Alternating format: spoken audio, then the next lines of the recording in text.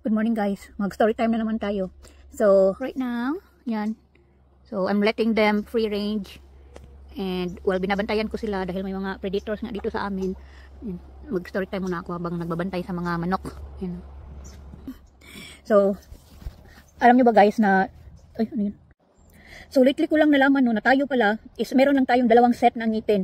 So, first set is yung mga baby teeth, not teeth, baby teeth ng ngipin natin yan yung 20, 10 sa itaas, 10 sa ibaba. Then, napapalitan yan during our teens hanggang sa maging mga nasa 20s tayo, ganyan, napapalitan na yan ng ating permanent teeth. So, that's 32, 16 sa itaas, 16 sa ibaba. So, dalawang set lang. Pag wala na talaga.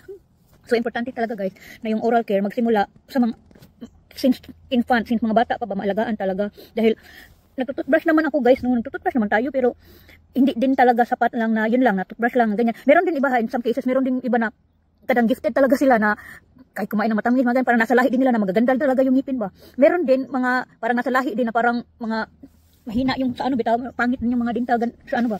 So, importante talaga na bata pa, masimula na. Unlike kasi dito sa Amerika, guys, kasi kadalasan kasi nila dito, yung mga parents, no, for example, yung anak ni Tim, may mga anak siya, ganun, nagtatrabaho sila mag-asawa, yung mga anak nila, automatic, no, na sa insurance nila, kasama na yun, may health insurance sila, may dental, kaya yearly talaga, may check up, may cleaning, mga bata pa, ano na sila, mag-cleaning na, check up na, may ganyan, kaya alagang-alaga talaga yung ngipin nila. Kung may mga Americans man na, may mga sira-sira din, pero hindi talaga katulad sa Pilipinas ba, na talagang, parang ang dami talagang sira-sira na ang ngipin kasi, wala, napaka-poor ng, dental sa atin kadalasan, in my experience, lalo na pag lumaki ka sa kahirapan, hindi, siyempre yung parang priority ng mga magulang natin is makapag-provide ng pagkain, ganyan.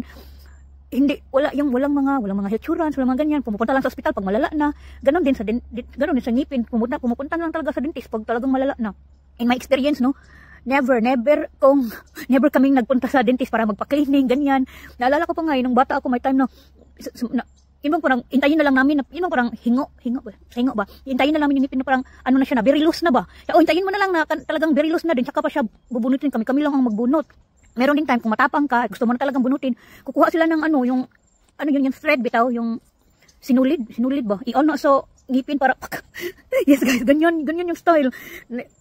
The very first time na nagpunta ako sa dentista, high school na ako kasi parang may, yun na nga, yung sa parang malala na ngipin na parang na-infection na, yun pa yung time na nagpunta ako sa dentist, mga high school na ako. Pero bata ako, wala kami mga ganyan, toothbrush lang.